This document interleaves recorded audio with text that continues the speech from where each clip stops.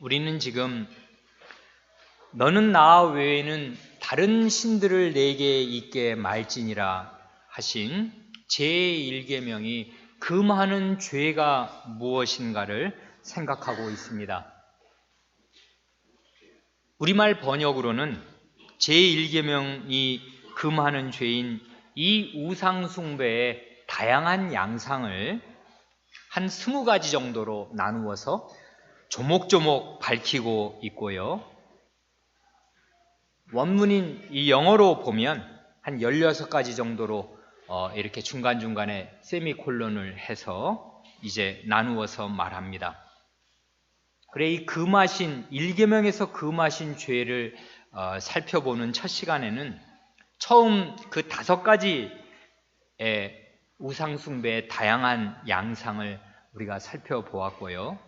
지난 시간에는 우리 교회의 화재 대피 훈련을 앞두고서 신자가 미신에도 떨어지지 않고 동시에 무신론, 합리주의라는 무신론에도 떨어지지 않으면서 살아계신 하나님을 굳게 믿는 믿음과 건전한 상식을 아울러 균형 있게 가지고서 이 1계명을 제대로 지키는 모범적인 태도를 보려고 사도행전 27장을 대강 읽었습니다.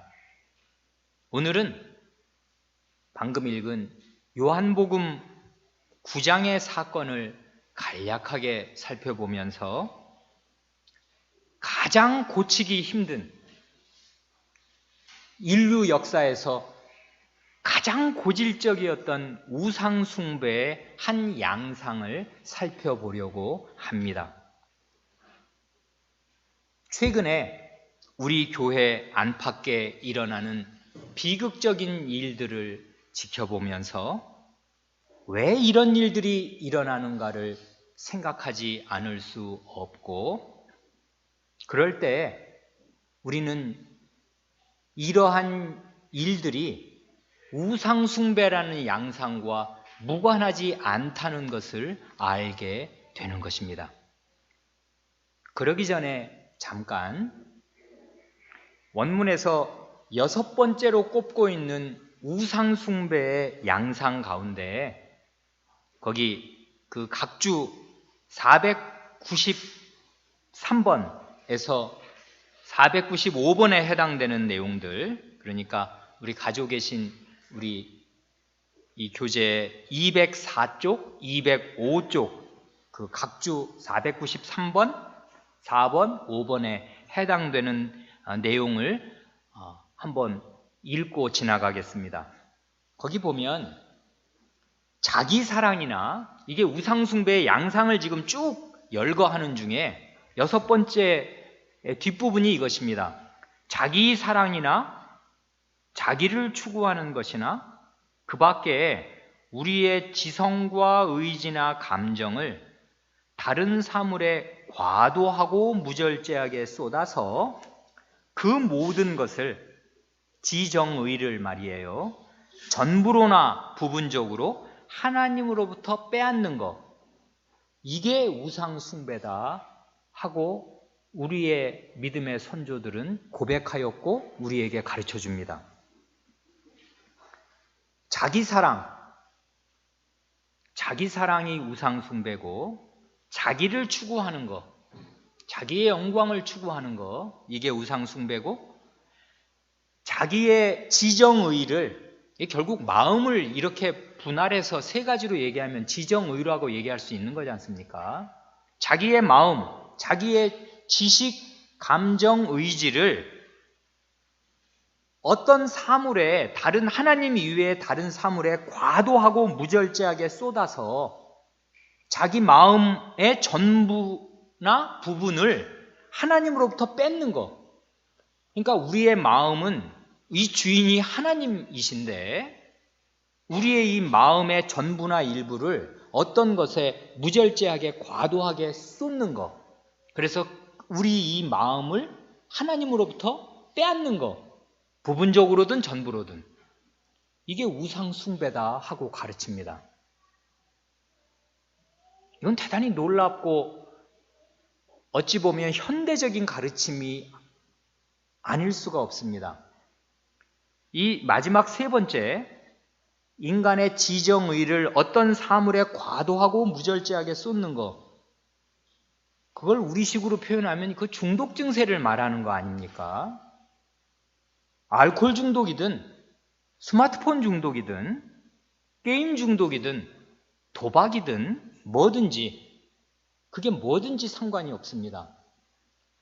그래, 옛날 우리 어른들이 하는 그 단어, 쓰는 단어 중에 주색 잡기라고 그런 말이 있지 않습니까?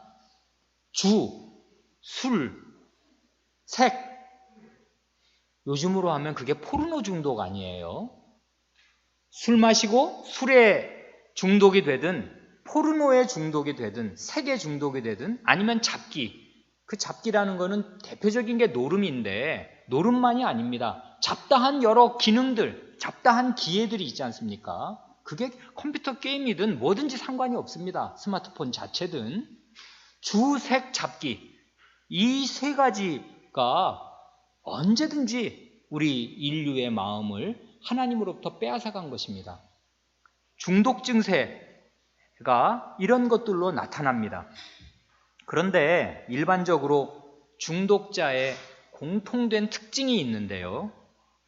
그건 뭐냐면 자기가 중독자라는 사실을 인정하려고 하지 않습니다. 내가 알코올 중독이다. 내가 포르노 중독이다. 내가 이런 잡기의 중독이다. 내가 스마트폰 중독이다. 이건 자기가 심하다는 사실을 알면서도 중독자라는 딱지를 스스로 붙이기를 대단히 꺼려합니다. 왜 그렇습니까? 두렵거든요. 그걸 인정하기를 싫어하는 거예요. 그런데 인정하는 것서부터가 그 사람이 회개하는 첫걸음입니다.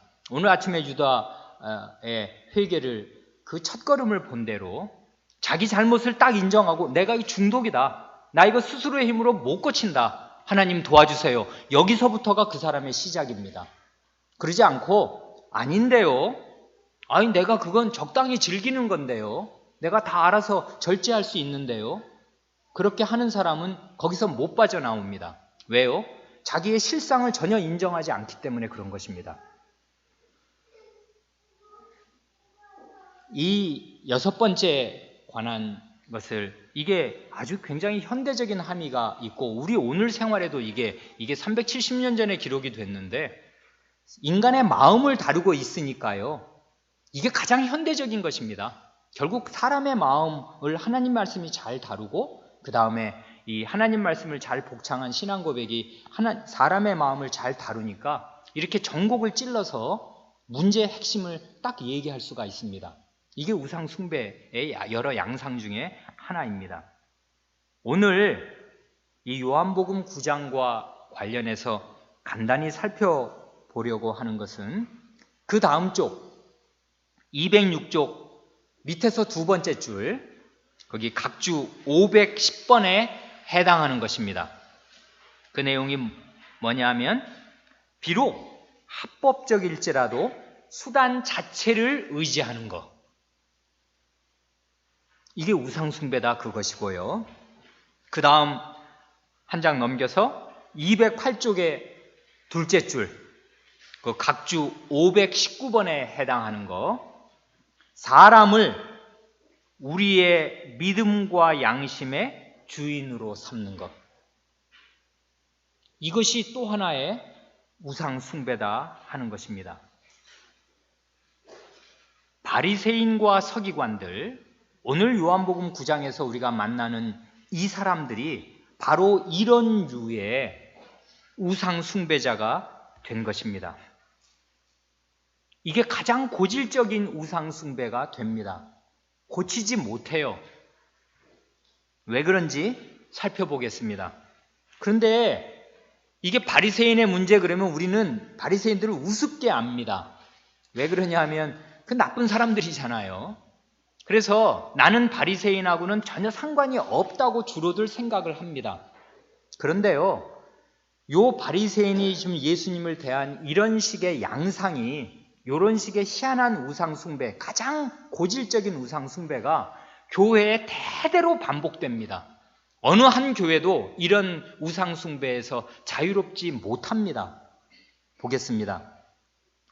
요한복음 9장의 내용은 우리가 이제 쭉 41절입니까? 쭉 우리가 읽으면 대강 무슨 내용인지 모르지 않습니다. 간단히 말해서 예수님께서 장님, 소경 눈뜨게 해주신 그 얘기입니다. 예수님께서 길을 가시는데 장님, 소경을 보십니다. 근데 그 사람은 날 때부터 소경입니다. 참 안 됐죠. 그러니까 우리가 지금 눈에 보고 있는 걸 하나도 못 본 사람입니다. 이 사람이 성인이니까 한 몇십 살 이렇게 몇십 년을 나서부터 해, 달, 별, 나무, 풀, 강, 바다 아무것도 못 보고 눈에 이렇게 만지는 거 이렇게 촉감으로만 이제까지 살았는데 직업이 뭐겠습니까? 나중에 보면 알지만 거지입니다. 지금도 눈을 멀으면 안마사밖에 할 게 없지 않습니까? 그것처럼 이 과거에는 무슨 안마사가 직업이 있었던 것도 아니고 무조건 거지입니다. 앞을 못 보니까 몸은 건강해도 일을 할 수가 없어서 남의 구걸해서 거기에 의존해서 삽니다. 참 불쌍하게 안 못 보는 것만도 불쌍한데 부모가 재산이 별로 없었던 것 같습니다. 재산이 많으면 거두어서 거지 노릇은 안 하게 했을 텐데 부모도 가난했던 모양이고 그래 이 사람은 구걸로 연명하는 거지입니다. 그러니 참 불쌍한데 예수님께서 이 사람을 고쳐주시기 전에 제자들이 희한한 질문을 합니다. 날 때부터 저렇게 불행하게 태어났으니 두 눈이 없으니 저게 지금 누구 죄 때문에 저렇게 된 거예요? 부모가 잘못해서 부모 죄 때문에 저렇게 됐어요? 아니면 본인 죄 때문에 저렇게 됐어요? 예수님께 그 병의 원인을 묻습니다. 그랬더니 주님이 아니 부모님 죄도 아니고 그 자신의 죄도 아니고 하나님의 영광을 위해서 저렇게 된 거다 하고 알쏭달쏭한 말씀을 하시고 내가 세상의 빛이라 하십니다. 이 사람은 예수 그리스도께서 세상의 빛이라는 이 사실은 온 인류가 장님인데 온 인류의 장님된 상태를 눈뜨게 하실 빛이라는 그 놀라운 진리를 실증해 줄 표적으로 삼으시려고 하나님이 이 사람에게 이런 시련을 주셨다 그 말입니다. 나중에 쭉 예수님의 말씀을 다 듣고 나서 해석해 보면 그런 것입니다. 그래 예수님께서 여기 9장 5절에서 내가 세상에 있는 동안에는 세상의 빛이로라. 자신을 세상의 빛이라는 이 놀라운 계시의 말씀을 먼저 하시고서 그 사실을 입증하여 주는 표적으로서 예수님은 그러니까 자신이 무슨 말씀을 하시면 그걸 입증하는 그 말이 결코 허언이 아니고 빈말이 아니라는 것을 입증하는 표적을 행하시잖아요. 내가 부활이요 생명이야. 이렇게 말씀하시면 이 말씀이 빈말이 아니라는 것을 죽어있는 시체가 썩어가는 나사로를 벌떡 살리심으로 그 말을 그냥 입증하시잖아요. 그러니까 표적이 중요한 게 아니라 이 표적은 이 말씀을 입증하는 재료란 말이에요. 여기서 중요한 것은 예수님이 세상의 빛이다 그것입니다. 예수님을 딱 믿고 예수님을 자기 것으로 삼으면 그 사람은 빛에 거하고 빛의 아들이 되고 세상을 똑바로 보게 됩니다. 그런데 예수님이 없으면 장님으로 삽니다. 지금 그것을 증명하시려고 예수님이 먼저 계시의 말씀, 아주 중대한 계시의 말씀, 내가 이 세상의 빛이다. 예수님이 없으면 세상은 캄캄함이고 암흑이고 다 소경입니다. 그런데 예수님이 세상의 빛이십니다. 그것을 입증하시려고 침을 뱉으셔서 이 사람 진흙에다 개가지고 이 사람 눈에 바르신 다음에 실로암 못에 가서 씻어라 하십니다. 그냥 말씀으로 그 사람을 탁 낫게 눈을 뜨게 하실 수도 있고 그렇게 하신 적도 있겠습니다만은 여기서는 특별히 이 사람에게 어떤 중요한 행동을 하십니다. 이건 굉장히 사랑의 표현 아니겠습니까? 장님은 지금 안 보이니까 예수님 뭐라고 말하는지 말하는 사람이 누군지도 몰라요. 지금 이게 안 보이지 않습니까? 지금 그런데 어떤 사람이 자기한테 무슨 말을 하고서는 자기 눈에 이렇게 지금 이 문제가 되는 그 자리에 이렇게 뭘 발라주어요. 진흙을 발라주어요. 그러니 장님으로서는 그 촉감을 가장 생생하게 느끼는 것입니다. 우리보다 촉감이 훨씬 더 발달한 사람 아닙니까? 그래, 느낄 수 있도록 본인이 충분히 감지하도록 그렇게 그걸 꼭 발라야만 낫게 해주는 거 아니지 않습니까? 그게 뭐 약도 아니고요. 이 사람에게 아주 이 사람 수준으로 낮아져서 친절하게 다가가시는 것입니다. 그래? 실로암못에 가서 씻어라. 실로암못이 어디인데 어떻게 가겠습니까? 주변 사람한테 물어서 나를 좀 거기 좀 데려다 주시오. 나 거기 꼭 가야 되는데. 해가지고 실로암못에 가서 이 진흙을 씻었더니 몇십 년 만에 해며 사람들이며 나무며 길이며 자기 모습을 처음으로 보게 되었습니다. 센세이션한 일이 일어났지 않습니까? 그래, 이제 앞으로 몇 단계로 이 일들이, 그 다음 일들이 전개됩니다. 첫 번째 단계는 당장 그의 이웃 사람들과 그 다음에 전에 그가 구걸하던 것을 보았던 사람들, 그 사람들이 아니 이게 어떻게 된 거야? 그 사람 맞아? 아니 그 사람은 소경인데 지금 저 사람은 눈 뜨고 다니잖아. 그 사람은 아니라니까. 아니 그 사람 맞다니까. 이게 왔다 갔다 논쟁이 생깁니다. 분명히 그 사람 같은데? 그럼 볼 리가 없는데 지금 어떻게 된 거야? 왔다 갔다 설왕설래 하는데 본인이 말합니다. 내가 그 사람 맞는데요. 지난번에 거지로서 소경이었던 그 사람인데요. 그러니까 사람들이 묻습니다. 아니 그럼 어떻게 해서 눈을 뜬 거야? 말합니다. 그대로, 사실 그대로 요즘 말로 하면 팩트를 말합니다. 뭡니까? 예수라는 분이, 예수님이 이름을 밝히신 모양이에요. 예수라는 분이 내 눈에 진흙을 바르시고 실로암 못가에 가서 씻으라고 하셨다. 그래서 그대로 했더니 내 눈이 뜨게 됐다. 아니 이렇게 말하는 것입니다. 그러니까 사람들이 그 다음에는 관심이 누구에게로 쏠리겠습니까? 이것도 놀라운데 아니 그분 어디 계셔? 놀라운 분이지 않습니까? 그분 어디 계셔? 모르니까? 그건 나도 모르는데요. 예수님이 자리를 피하셨습니다. 이게 다 사실만 말합니다. 이 소경되었던 사람이. 그랬는데 사람들이 희한합니다. 이 사람을 바리새인들에게 데리고 갑니다. 왜냐하면 이미 이게 요한복음 9장인데요. 벌써 바리새인들과 예수님 사이에 큰 간격이 생겼습니다. 누구든지 예수를 그리스도라고 말하면 우리 유대인 사회에서 축출된다. 출교시킨다. 이거는 먹줄로 딱 긋는 것입니다. 출교라는 거는. 그래서 그러면 거래가 중지됩니다. 여러분 신용카드하고 모든 물건 못 사게 된다고요. 출교는 그런 것입니다. 그러면 그 사회에서 정상적으로 살 수가 없게 돼요. 구걸이나 해서 살면 모를까? 어떤 거래도 불가능. 그 사람하고는 상종을 안 하게 되는 것입니다. 저 사람하고는 출교자니까 저게 외인이니까 우리랑 이렇게 일상적인 거래를 안 한다. 딱 담을 쌓게 되는 것입니다. 그러면 정말 큰일입니다. 그 사회에서. 왕따가 되는 것입니다. 사회에서. 출교는 대단히 현실적이고도 무서운 것입니다. 종교적으로도 그 유대인의 모든 종교 행위에서 배제되는 것이고 교회도 못 나가는 거죠. 요즘으로 하면은. 그러니까 받아주지도 않고 그리고 일상생활도 정상적으로 할 수가 없게 됩니다. 대단히 두려운 일이죠. 벌써 그렇게 됐어요. 그러니까 하필이면 이 사람을 고쳐준 사람이 예수거든요.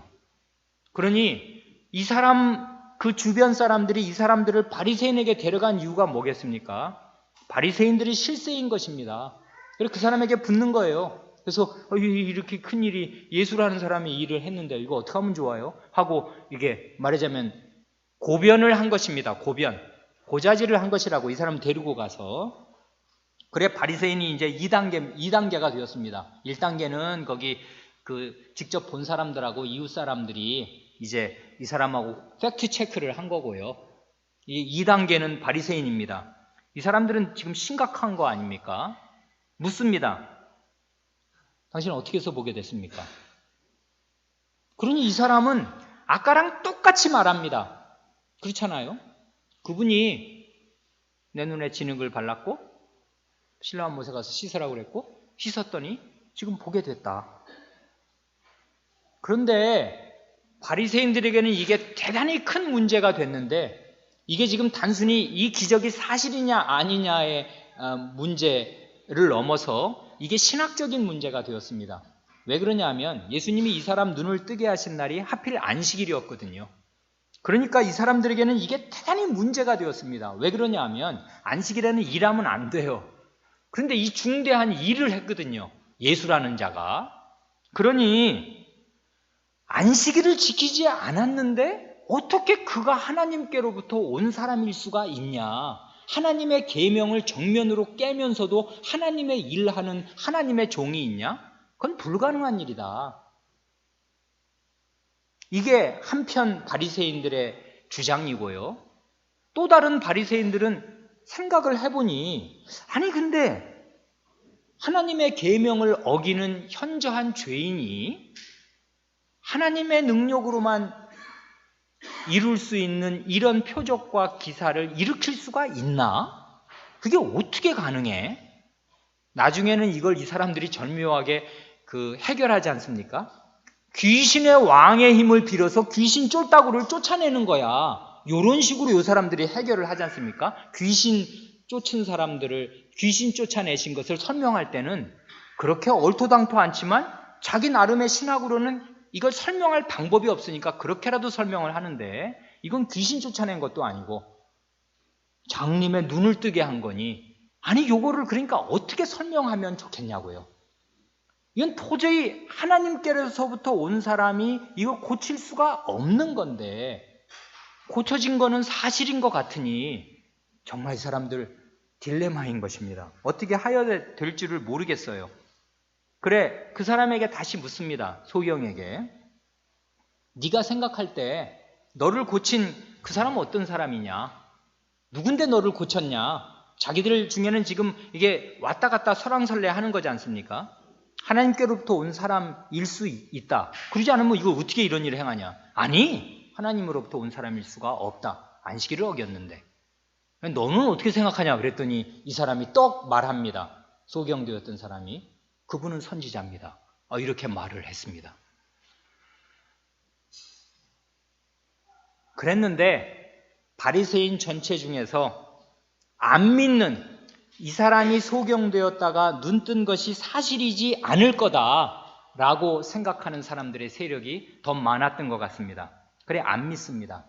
그래 이걸 집요하게 확인합니다. 이 바리새인들이 지금 얼마나 애가 달아서 집요하게 이 사실을 지금 밝혀내려고 하는지 한번 보세요. 벌써 이 사람에게 사실 2번 물었거든요. 너 어떻게 해서 눈 뜨게 됐나? 다 들었습니다. 그리고 그 사람 누구라고 생각하냐? 물었습니다. 근데 그 말을 안 믿습니다. 그리고 아예 이 소경이 눈 떴다는 사실 자체를 안 믿고 싶습니다. 그래 부모를 소환합니다. 부모를 데리고 와서 이 사람 어떻게 눈 뜨게 된 거냐? 묻습니다. 그랬더니 부모는 딱 2가지만 확인해 줍니다. 얘는요 우리 아들이 맞아요. 그리고요 날 때부터 소경이었던 거 맞습니다. 그 다음부터는 말하자면 묵비권을 행사합니다. 어떻게 눈을 뜨게 됐는지 누가 눈을 뜨게 해줬는지 우린 몰라요. 얘는 지금 어린애가 아니고 성인이니까 본인에게 직접 물어보세요 하고 자기 책임을 회피합니다. 여기까지를 잘 생각해 보면 바리새인들의 세력이 무섭다는 사실을 알 수 있습니다. 이 사람이 이렇게 눈을 떴을 때 데려간 사람들이 유대인들인데 바리새인에게 데려간 사람이 있고 이 친부모는 이게 얼마나 춤추고 기뻐할 일이며 얼마나 예수님을 환영해야 할 일이겠습니까? 아니 배은망덕도 이런 배은망덕이 없는 것입니다. 그런데 다 이유가 있어요. 왜 그렇겠습니까? 누구든지 예수를 그리스도라고 인정하고 말하면 그 사람을 유대인 사회에서 축출하기로 출교시키기로 이미 유대인들이 결의했습니다. 중대한 결정이 내려졌어요. 그러니까 예수가 이 사람을 고쳤다, 그 사실 다 들어서 알고 있지만 그 사실을 말할 수가 없는 것입니다. 이 사람들 속은 예수님을 믿었는지 안 믿었는지 우리가 모르지만 하는 행태를 보면 이 사람은 지금 예수님을 공개적으로 시인하는 것이 아닙니다. 사람들 앞에서 예수님을 부인하는 것이에요. 그리고 적극적으로 부인하지는 않더라도 소극적으로 부인하는 것입니다. 나는 예수 잘 모른다. 저 사람한테, 저 아들한테 물어봐라. 이렇게 아들한테 책임을 회피하는 것입니다. 부모는 예수님을 바르게 믿는 사람이 아닙니다. 그러니 이게 3단계로 부모를 소환해서 확인했다면 또 4단계로 이제는 이 소경을 다시 부릅니다. 다시 소환해요. 그래서 야, 우리는 너를 고쳤다는 그 사람 죄인으로 안다. 단정을 합니다. 그러니 이 소경이 말합니다. 나는 그분이 죄인인지 아닌지 모르오. 다만 한 가지 내가 아는 건 난 소경으로 났다가 지금 그 사람 덕분에 눈을 뜨게 되어 보는 것, 이것입니다. 아주 분명하게 예수님께서 행하신 일, 그리고 자기가 겪고 자기에게 일어난 일을 당당하게 밝힙니다. 그러니까 그 사람들이 집요하게 다시 묻습니다. 아니, 그 사람이 너한테 뭘 했냐? 어떻게 네가 눈을 뜨게 됐냐? 또 묻습니다. 그랬더니 소경이 말합니다. 아니, 내가 이미 말했는데 왜 똑같은 말을 또 묻습니까? 당신들도 그분의 제자가 되려고 하는 겁니까? 묻습니다. 그랬더니 이번에는 욕설이 나옵니다. 화가 난 것입니다. 이 사람들이 욕을 하면서 너는 그의 제자나 우리는 모세의 제자라 합니다.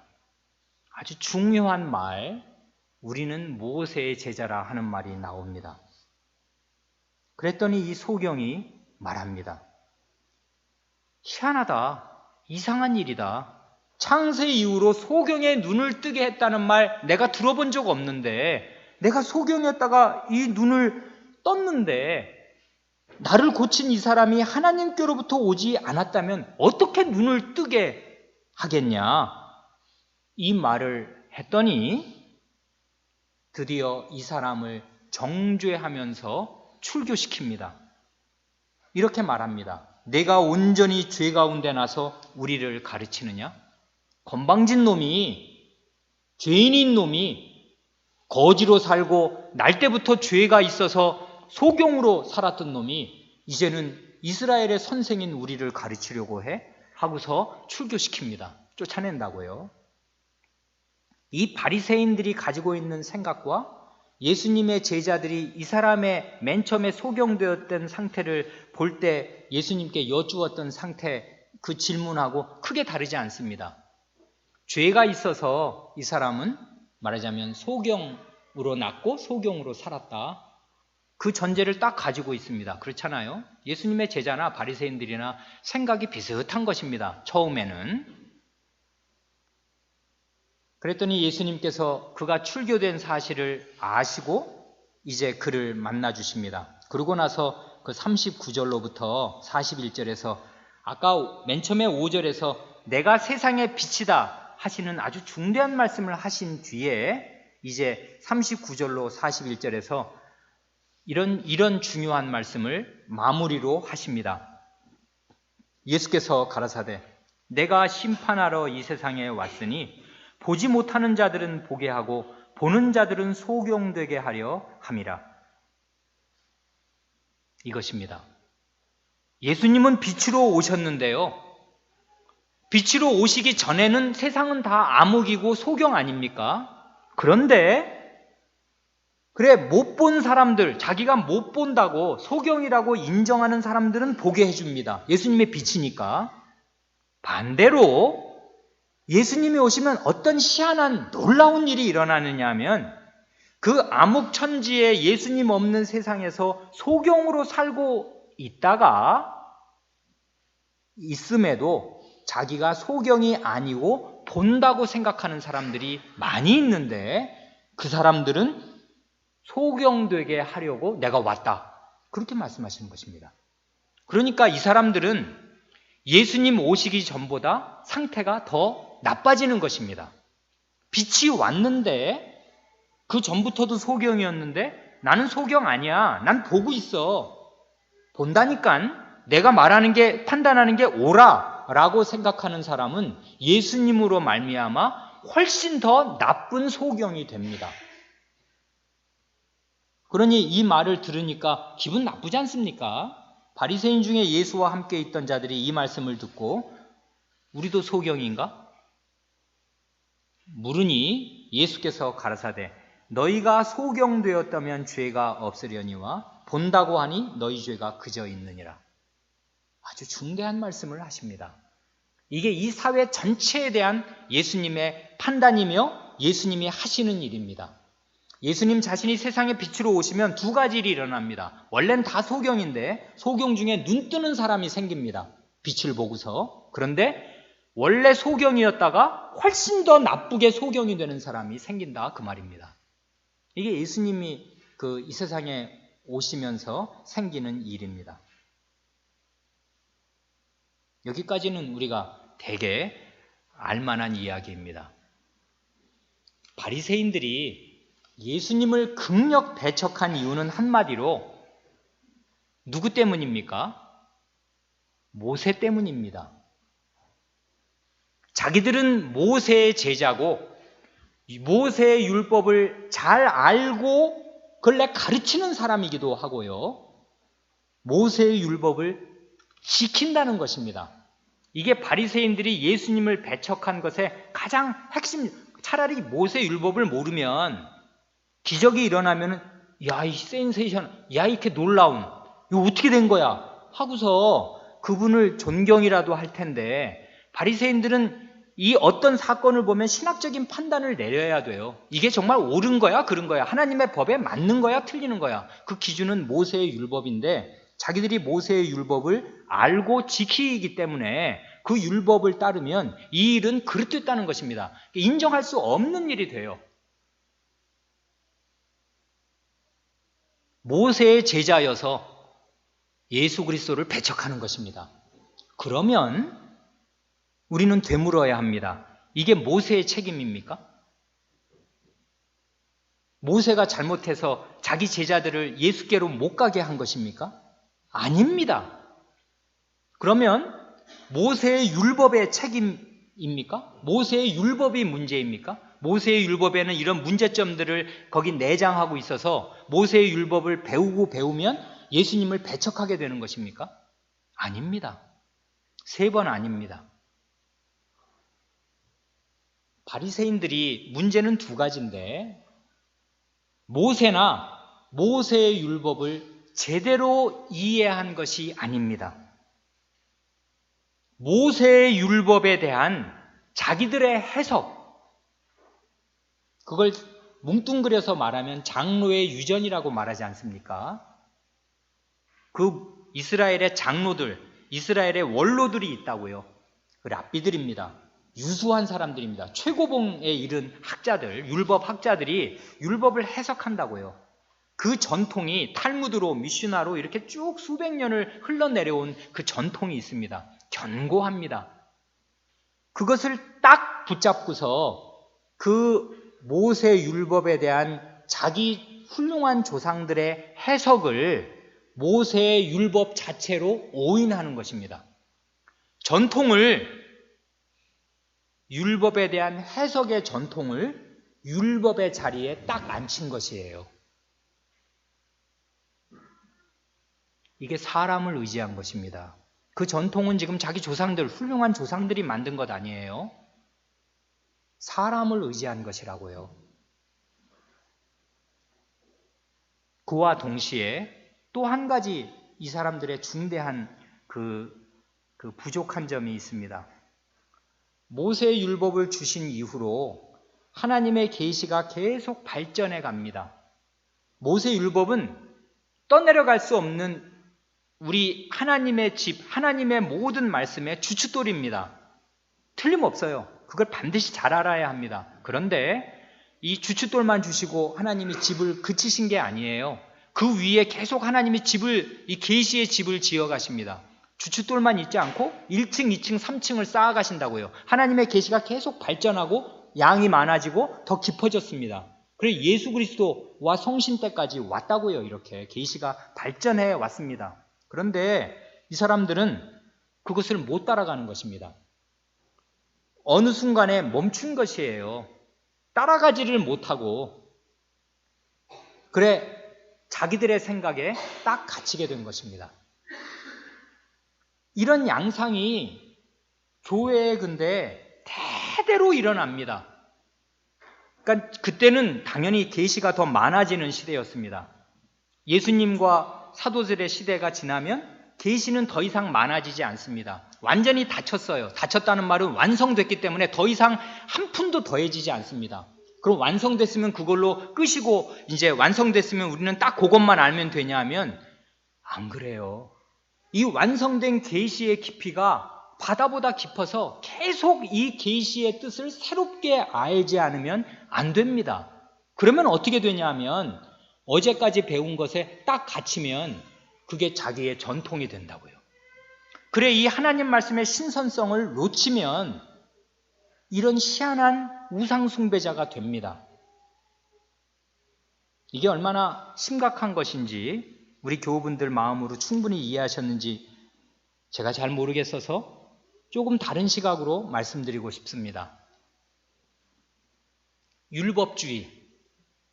율법주의자라는 말 한 번 이상은 들어보셨을 거 아닙니까? 그건 욕일 겁니다. 아마 교회 다니는 사람에게 전 율법주의자야, 뭐 율법주의야 그건 이렇게 말하면 거의 욕과 같은데 이게 얼마나 슬프고 두려운 말인지 요즘 저는 아주 절실하게 다시 생각합니다. 율법이 뭡니까? 하나님의 말씀 아니에요. 율법이 하나님의 말씀이라고요. 그런데 율법주의는 다른 말로 하면 뭡니까? 말씀주의예요. 성경주의. 아니 이게 왜 나쁜 거야 도대체가? 왜 이게 주의가 된 거야? 그런 생각하지 않을 수가 없습니다. 하나님의 말씀처럼 성경 말씀처럼 우리에게 큰 복이 어디 있으며 이걸 빼고 기독교가 어디 있으며 이걸 빼고 영생으로 가는 길이 어디 있습니까? 하나님의 말씀이 진리고 영생의 말씀입니다. 그러니 도대체 율법주의란 무엇이며 율법주의자는 또 뭡니까? 하나님 말씀을 믿겠다는 건데 그걸 왜 율법주의라고 말하는 것입니까? 이게 아주 희한한 건데요. 사람의 마음은 우상을 만들어내는 공장과 같아서 심지어는요 하나님의 말씀도 우상으로 만들 수가 있는 것입니다. 이게 율법주의 아니에요. 바리새인들이요 하나님의 말씀, 모세의 율법을 우상으로 만든 것이에요. 그걸 섬긴 것입니다. 우상으로. 그래서 지금 이 지경이 된 거예요. 살아계신 하나님의 아들이 하나님의 아들됨을 부인할 수 없이 역력하게 보여주는데 안 보여요. 그리고 그것을 한사코 부인합니다. 어떻게든지 없는 것으로 그리고 가장 나쁜 것으로 만들려고 합니다. 왜요? 우상 숭배자가 되었어요. 무엇 때문에요? 하나님의 말씀 때문에. 하나님의 율법이 그의 우상이 되어서 그의 눈을 가린 것입니다. 아니 이런 일들이 있어요. 이게 아주 제일 무서운 일 아니에요? 바리새인들은요 에스라 느헤미야 시대 주전 4,500년 아니에요? 주전 4,500년 전에 그 제2성전기 그 에스라 시대 때 느헤미야 시대 때 세운 새로운 성전 그 성전 시대 이래로 모든 보이는 우상을 다 철폐했습니다. 이스라엘 역사에서 이 바리새인 시대는 보이는 우상을 다 버린 시대예요. 아무것도 없습니다. 왜요? 우상을 섬겨서 우리나라가 망했다는 걸 다 뼈에 새기고 있습니다. 그래 우상을 다 척결했습니다. 없어요. 바알, 아스다롯 이런 거 하나도 없습니다. 예수님 시대에는 다 버렸습니다. 이 적어도 바리새인들과 바리새인의 제자들은 그런 거 안 섬깁니다. 그런데 이 사람들은 율법을 우상으로 만들었습니다. 또 하나의 희한한 우상이 있습니다. 바리새인들이 이랬다면은 바리새인들과 쌍벽을 이루는 그 시대의 실세들이 누구냐면 사두개인들 아닙니까? 제사장 그룹들, 대제사장 일파들, 이 사람들이 또 가장 현실적인 실세인데 이 사람들은 성전 자체가 우상이 되었습니다. 아니, 성전만큼 예수님 시대에도요, 성전은 여전히 계시의 수단이고 하나님의 집입니다. 예수님도 12살에 성전에 올라가시고 거기서 이렇게 말씀 나누시고 언제든지 성경 말씀을 말하자면 예루살렘에 가시면 성전에서 가르치지 않습니까? 내 아버지의 집이라 말씀하시지 않습니까? 성전은요, 이건 단순 건물이 아니라 그 자체가 계시이고 계시의 수단이고 그렇습니다. 하나님의 보이는 말씀이에요, 성전이. 그런데요, 사람은 어떻게나 교묘한지 이 하나님이 가장 큰 선물로 주신 성전 자체도 우상으로 삼습니다. 이게 사람의 놀라운 재능이에요. 무엇이든 눈만 뜨면 새로운 우상을 만들어낼 수 있고 새로운 우상을 섬기는, 하나님이 주신 가장 좋은 것을 가장 악용하는, 여러분, 성이야말로 인간의 성욕, 건전한 성욕이야말로 하나님이 주신 우리에게 가장 큰 즐거움을 주는 가장 좋은 것 아니에요? 이것 없이 태어난 사람이 있어요? 이것만큼 좋은 게 세상에 어디 있단 말입니까? 그런데 이것만큼 가장 더럽게 타락의 원인이 되는 건 또 어디 있습니까? 그게 눈 아니에요, 눈. 눈만큼 우리에게 주신 모든 이 백체 중에서 눈만큼 좋은 게 어디 있는데, 없는데, 눈이 가장 큰 타락의 도구가 되지 않습니까? 왜 그래요? 사람은 하나님이 주신 가장 좋은 선물을 가장 나쁘게 악용해서 그거를 우상으로 만드는 놀라운 재주가 있습니다. 다 그렇습니다, 모든 사람은.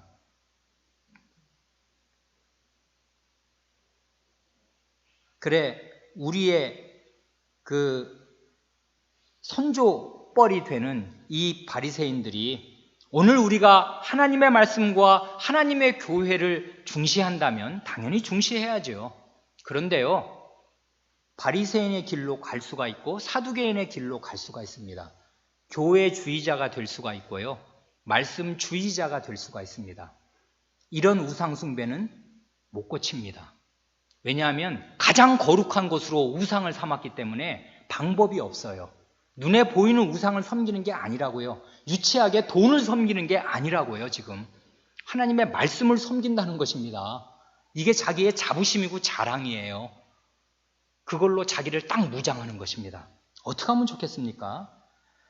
희한하게요, 사람이 우상 숭배자가 되면은 우상처럼 됩니다. 우상처럼 된다면 어떻게 되는 거냐면 소경이 되고 귀머거리가 돼요. 우상은 못 보고 못 듣는 거지 않습니까? 말도 못하고. 사람이 우상을 섬기면 이렇게 됩니다. 보지 못하게 되고 듣지 못하게 되고 진리는 한마디도 못하게 됩니다. 그리고 마음이 냉담해집니다. 바리새인들이 지금 그렇지 않습니까? 아니, 우리가 그냥 하나님 안 믿는 사람이라도 말이에요, 어떤 평생 장님으로 낳던 사람이 눈을 떠서 펄펄 뛰면서 좋아하고 다니면 축하해 줄만 하지 않습니까? 기쁘다. 야, 어떻게 그런 일이, 놀랍다, 이러면 되는데 그 사람이 평생 거지로 살았는데 그 사회에서 이제 눈 떠서 이제야말로 제대로 된 직업 한번 가져볼 만한 때가 처음 되었는데 유대 사회에서 출교시킵니다. 욕합니다. 너 같은 죄인이 우리를 가르쳐? 이렇게 하면서 이 사람을 정죄한다고요. 마음이 냉담합니다. 이 사람이 받은 은혜, 복, 거기에 하나도 마음을 주고 싶지 않아요. 이렇게 됩니다, 우상숭배자들은. 교회의 다른 형제에 대해서, 다른 사람에 대해서 냉담해진다고요. 그 사람들의 슬픔과 아픔 느끼지 못합니다. 바리새인들, 이 우상숭배자들은 못 느껴요. 다른 사람들의 아픔 못 느낍니다. 냉담해진다고요, 사람이. 우상처럼 되니까. 우리의 요리문답은 비록 합법적일지라도 수단 자체를 의지하는 것, 그리고 사람을 우리의 믿음과 양심의 주인으로 삼는 것을 우상숭배로 가르칩니다. 이게 바리새인들이 빠졌던 오류입니다. 모세를 우리 믿음과 양심의 주인으로 삼았습니다. 그건 모세를 제대로 이해한 것도 아니고 모세 이후에 계속하여 더 그 터 위에서 주신 계시를 따라간 것도 아닙니다. 이런 두렵고 비극적인 일들이 교회사에서 대대로 반복됩니다. 어떻게 해요? 루터와 루터란들이 그렇습니다. 루터 선생님은 우리가 아는 대로 종교개혁의 거장입니다. 독일 교회, 자기가 태어난 자기 고국 독일 교회에 독일어로 된 성경과 그전에는 라틴어로만 돼서 우리 같은 무식한 사람은 못 읽는다는 거 아닙니까? 라틴어, 지식인들만 성경 읽을 수 있어요. 말하자면 영어 성경으로만 읽는 것입니다. 영어 모르는 사람은 성경 못 읽어요. 그런데 그런 나라에 독일어 성경을 번역해서 성경을 주었습니다. 또 찬송을 주었어요. 찬송은 원래 성당에서는 성가대만 부르는 것입니다. 라틴어로. 몰라요 무슨 말인지. 근데 멋있어요. 엄청 황홀하지. 그러나 자기 입으로는 한마디도 부를 수 없는 그런 독일 민중에게, 독일 교인들에게 독일어 찬송을 작사 작곡하여서 안겨주었습니다. 찬송을 주었습니다. 성경과 찬송, 그리고 신앙 고백, 요리문답을 지어서 주었습니다.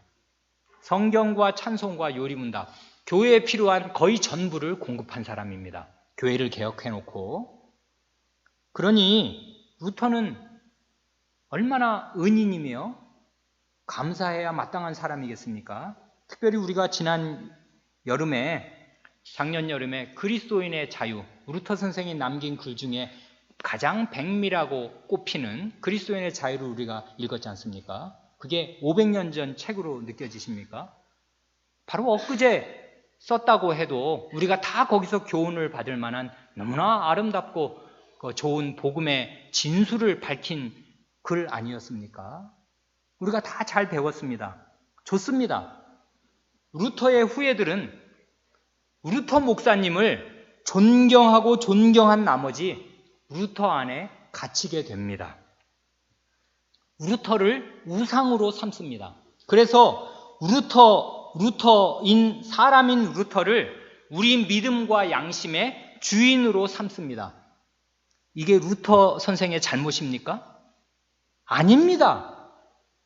루터 선생은 사후에 이런 일이 일어났다면 나를 차라리 역사에서 지워달라, 아마 그렇게 말했을지도 모르겠습니다. 결코 루터 선생이 원한 것이 아닙니다. 그런데 사람은 우상을 만들어내는 공장과 같아서 어떻게든지 훌륭한 사람이 있으면 그 사람을 자기의 우상으로 삼는 것입니다. 그리고 그 속에서 안주하는 것이에요. 루터 선생이 참 잘 가르쳤습니다. 그런데 그분의 성찬에 관한 가르침은 성경적이지 않습니다. 공제설, 우리가 우리 교회에서 한번 다룬 적이 있지 않습니까? 그 루터 선생이 너무 도식적으로, 너무 증물적으로 이 빵과 이 포도주 안에 예수 그리스도께서 그 안에, 그 아래에 그와 함께 있다니까, 계시다니까, 아니 육체 자체로 예수님이 이 빵 안에, 이 빵과 함께 이 빵 아래에 계셔, 이걸 믿어야 된다니까, 이렇게 가르친 것이에요. 그러니까 그 뒤에 사람들은 이 가르침이 정말 하나님의 말씀이 가르치는 것 맞나를 가지고 하나님 말씀으로 나아가서 루터 선생이 100가지 중에 99가지가 훌륭한데 요거는 조금 그 당시에 잘못 가르친 거다 하고서 하나님 말씀으로 가야 하는데 그렇게 하지 않습니다. 이 성찬론으로 교회가 갈립니다. 루터 교회와 이 칼빈생이 가르친 교회가 결코 하나 되지 못합니다. 교회가 갈려요. 결코 연합하지 않습니다. 그리고 이것으로 사람을 핍박을 한다고요. 나중에 케플러라는 사람, 케플러의 전기를 한번 읽어보십시오. 그 사람이 루터교회의 아들이고 너무나 훌륭한 신자인데 나는 루터교회에서 평생 이 신자로 살고 싶은데 성찬에 관해서만큼은 이 루터 선생님이 가르친 거 내가 양심적으로 받아들일 수가 없다. 그래서 그 사람은 평생을 낭인으로 삽니다. 세계 최고의 천문학자인데 재산을 다 말하자면 몰수당하면서 이제 낭인으로 평생을 떠돈다고요. 성찬에 관한 바른 생각을, 양심을 하나님 말씀에만 매이고 하나님 말씀만 믿는다고 하니까 루터란들이 가만두지 않는 것입니다. 이런 일들이 계속돼요. 하나님 말씀으로 나아가는 대신에 하나님 말씀의 신선한 데서 계속 그 신선한 물을 마시는 대신에 루터의 성찬론을 루터란들은 묵수합니다. 그러니 우리는 거인의 어깨 위에 앉은 난쟁이라는 말을 기억하고서 루터는 거인입니다. 루터 이후에 오는 어떤 루터교회의 사람도 루터만큼 훌륭하지 못했습니다. 루터만큼 큰 일을 하지 못했어요. 1대1로 비교하면 루터하고 그의 자질과 은사를 비교할 만한 사람이 없습니다. 500년 동안. 루터는 거인이에요. 그렇지만 그 뒤에 오는 루터교회의 목사는 난쟁이지만 루터의 아들로서 루터의 어깨 위에 앉는 것입니다. 1대1로 비교하면 루터랑 나는 상대가 안 되지만 루터는 나의 아버지니까 아버지의 어깨 위에, 거인의 어깨 위에 난장이가 앉으면 거인보다 더 멀리 볼 수 있어요. 왜요? 거인의 어깨에 앉아 있지 않습니까? 내 머리가 내 아버지인 루터의 머리보다 더 높이 돼 있다고요. 내가 그 어깨 위에 앉아 있으니까. 거인은 이렇게 쓰는 것입니다. 그의 어깨 위에 올라가야 돼요. 거인의 등에 파묻혀서 이 거인이 내게 산이 되고 내게 모든 것을 준다고 의지하면 안 되고요. 거인의 어깨 위에 올라가서 하나님의 신선한 말씀을 더 멀리 보아야 합니다. 우리는 다 거인의 어깨 위에 올라앉은 난쟁이로 살아야 합니다. 우리는 거인이 아니니까요. 그건 드러나면 다 압니다. 나의 은사, 나의 재능, 이렇게 시대를 가르고 중세 천년의 암흑을 깰 만큼의 지식과 하나님 말씀에 대한 깨달음이 내게 있습니까? 없어요. 우리 이 시대를 못 이긴단 말이에요. 이렇게 루터나 칼빈생이 시대를 빛내듯이 우리는 못해요. 그러나 그 사람들의 후예고 그 사람들의 아들들 아니에요. 그러니 그 사람들을 묵수하지 말고 그 어깨 위에 올라가서 멀리 보자, 그것입니다. 그런데 사람들이 그렇게 안 해요. 그렇게 하는 건 힘든 일이거든요. 그러니 그 사람이 가르친 것을 나중에는 정리하는 데서 멈춥니다. 그래, 선대 목사가 가르친 걸 열심히 정리하고 요약을 합니다. 그걸 가르쳐요. 이게 넌센스라고요. 넌센스인 것입니다. 그건 고전으로 볼 때는 봅니다. 그러나 하나님 말씀은 그 위에 있어요. 우리 선대 거인들의 위에 있다고요.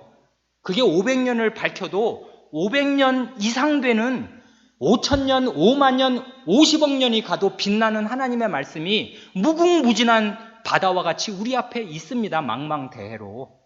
그러니 우리는 그 말씀 속으로 계속 들어가야 하는 것이에요. 그런데 바리새인들은 딱 멈춘 것입니다. 모세 율법에서 제대로 알지도 못하고 더 나아가지도 못하고 그리고서 그것으로 사람을 재는 거예요. 근데 이런 일이 계속 일어납니다. 교회사에. 이건 루터의 책임이 아니에요. 전혀. 이건 사람이 얼마나 우상숭배에 빠지기 쉬운가를 입증하는 불행하고 슬픈 한 가지 예일 뿐입니다. 독일 교회가, 루터 교회가, 이름도 루터 교회입니다. 루터 교회가 이렇게 교리와 생활에서 경직되고 생명력을 잃게 되면서 자식들이 그 다음에 못 버텨납니다.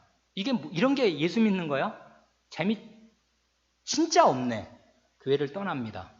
그러니까 이게 왜 이렇게 되는 거지? 당황한 그 다음 세대의 교회에서 뭔가 마음이 뜨끈뜨끈해야 돼. 거봐, 이렇게만 자꾸 이렇게 하면 안 된다니까. 교회가 경건주의가 일어납니다. 말이 경건주의면 굉장히 좋은 것 같죠? 그 경건주의를 타고서 신학적 자유주의가 독일 교회를 휩쓸게 됩니다. 그게 오늘날 우리 현대 사회에 이 형편없는 기독교를 만든 주범이 됩니다. 이렇게 된다고요. 이게 아주 무서운 결과로 200~300년 사이에 이렇게 진행되어 온 것입니다. 근데 이런 일이 계속됩니다. 로이드 존스 목사님이라고 있습니다. 영국 웨스트민스터 채플에서, 웨스트민스터 교회에서 수십 년간 하나님의 말씀을 너무나 잘 가르친 훌륭한 목사님입니다. 그러나 그분의 설교집은 여러분이 많이 보시면 보실수록 좋을 겁니다. 그런데 그분이 성신에 관한 가르침은 그릇되었습니다. 하나님 말씀대로 성신에 관해서 올바로 가르치지 못했어요. 그런데요, 지난번에 로버트 리탐 교수라고 영국에 있는 목사면서 아주 올바른 신학자인데, 그분이 웨스트민스터 신학교 객원 교수이기도 한 분인데, 그분이 와서 이런 농담을 하였습니다. 로이드 존스 목사님이 영국 웨일즈 출신인 모양인데, 지금도 영국 웨일즈 지방에 가서 로이드 존스 목사님 험담을 한마디라도, 로이드 존스 목사님 비판을 한마디라도, 제가 지금 말씀드린 듯이 그분의 성신론은 성경적이지는 않다, 이런 말을 한마디라도 하면 그 사람은 그 말 하자마자 헬리콥터를 타고 그 동네를 떠나야만 살 거다, 이런 농담을 하는 걸 제가 들었습니다. 지금도 그 웨일즈 사람들은 존경심이 뻗쳐서 말하자면 신봉하는 것이에요. 그 목사님의 모든 것을. 전혀 비판을 수용하지 않는 것입니다. 사람을 존경하고 높이다 못해서 사람을 우리 믿음과 양심의 주인으로 삼게 되는 일들이 왕왕 있는데, 이게 목사가 훌륭하면 그런 일이 일어납니다. 목사의 그릇이 크면 클수록 그런 일이 일어나요. 목사가 잘 가르치면 잘 가르칠수록 그 목사의 책임은 아무것도 없어요. 잘 가르친 일밖에는 없어요.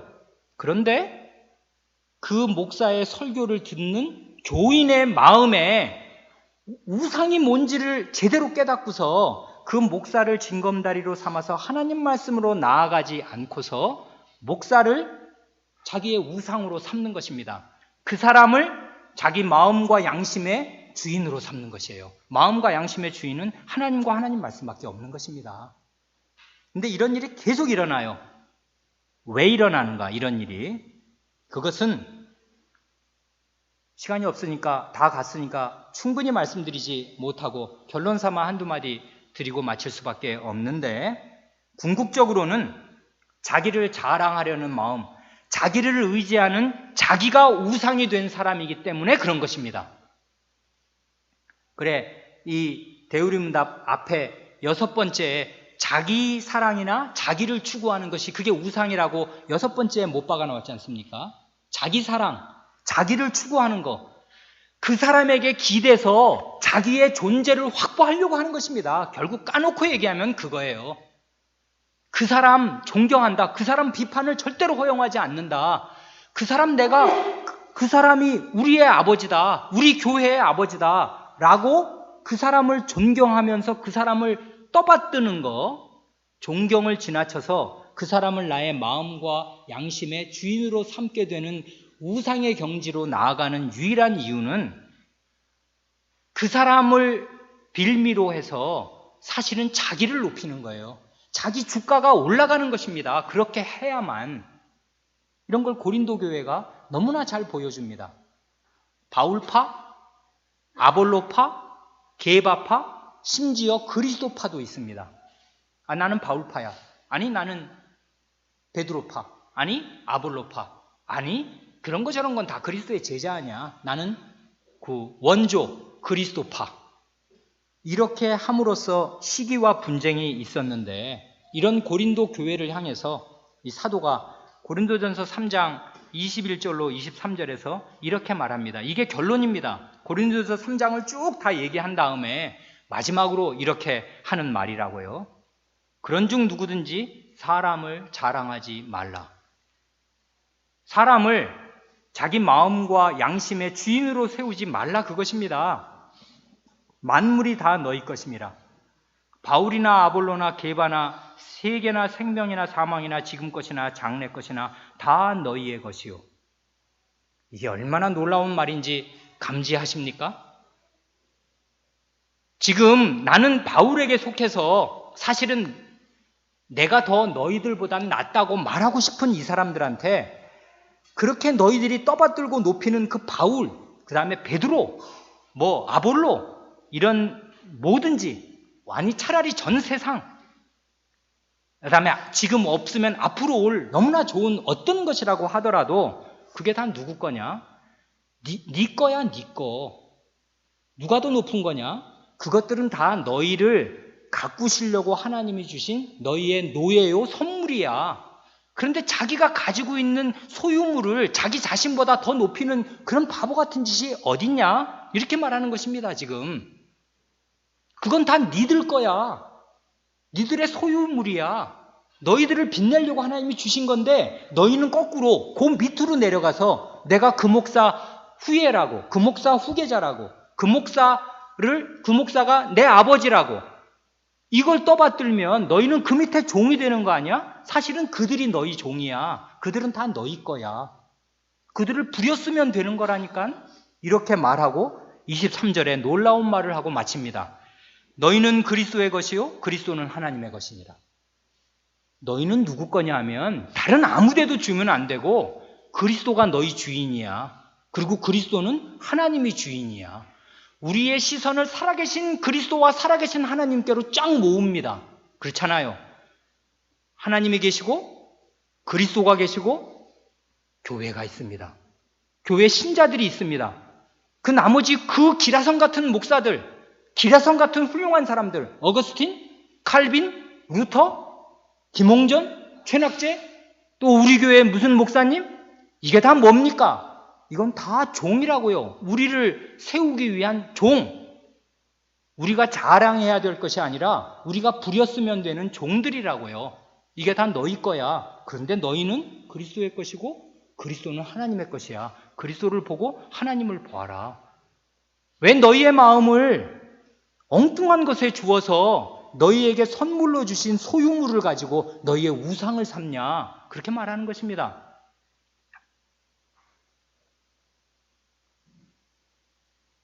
시간이 많이 갔는데 한 말씀만 더 드리고 마칩니다. 독립개신교회와 독립개혁 장로교회를 세우는데 초석처럼 귀하게 쓰임받은 종은 김홍전 목사님입니다. 그분의 제자가 최낙재 목사님입니다. 김홍전 목사님은 두말할 나위 없이 하나님의 말씀을 바르고 깊고 풍부하게 가르쳤습니다. 그 증거가 성약出판사에서 펴낸 그 수십 권, 7, 80권에 아마 이를 텐데 강설집으로 나와 있습니다. 그리고 그는 우리에게 우리의 매주일 예배, 이 예배 순서, 예배 모범을 우리에게 주었습니다. 그는 이렇게 아름다운 찬송을 우리에게 주었습니다. 우리의 예배를 너무나 성경적으로, 너무나 교리에 맞게, 너무나 아름답게 하나님께 드릴 만한 예배가 되도록 장식해 주었습니다. 그는 우리에게 헌법, 헌장을 주었습니다. 독립개신교회 헌장은 그분이 구술한 것이고 그분이 쓴 것이고 독립개혁장로교회 헌장은 독립개신교회 헌장을 그대로 받은 것입니다. 그러니 그분은 하나님의 말씀을 우리에게 전해준 종이요 예배 모범과 찬송과 헌장을 준 우리의 은인입니다. 그러니 어쩌겠습니까? 어느 교회든지 목사가 훌륭하고 존경을 받을 만하면 마음속으로 나는 아무개 목사의 제자라 하면서 끝없이 그 목사의 제자로 남기를 고집하는 사람이 생기기가 아주 쉽습니다. 그런데 이게 우리의 대의문답 선조들이 가르친 이 가르침을 따르면 그것이 우상숭배의 마음과 멀지 않습니다. 이렇게 되면 교회 분열의 원인 제공자가 됩니다. 시기와 분열이 여기에서 납니다.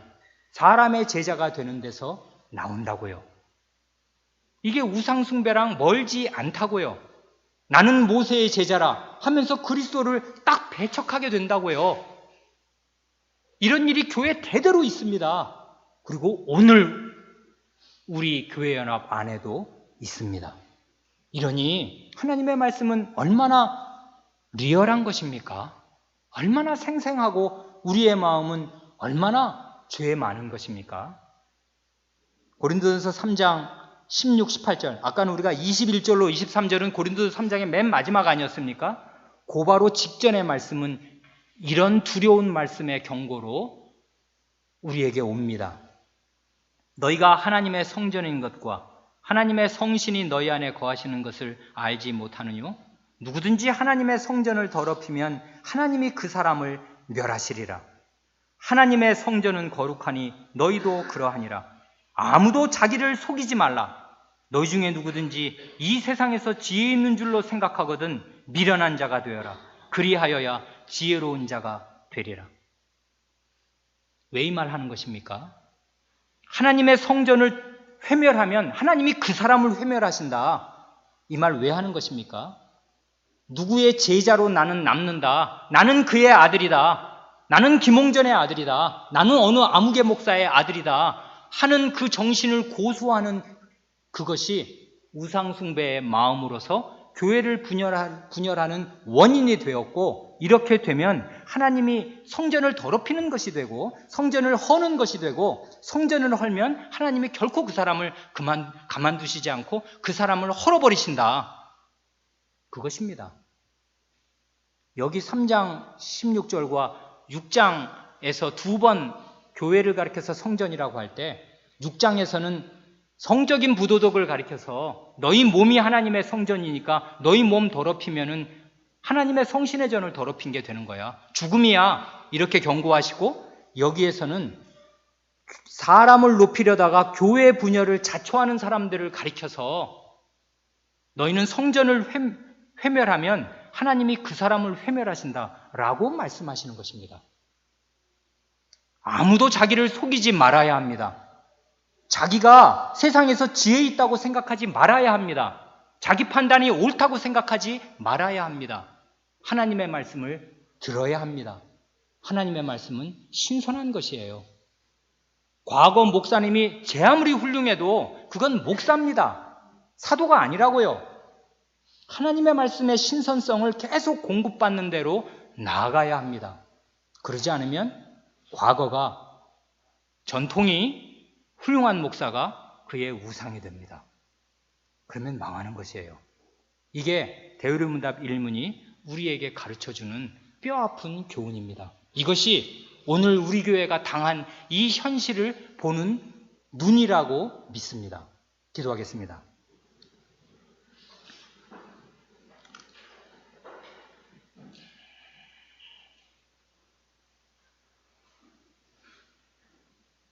하나님 아버지,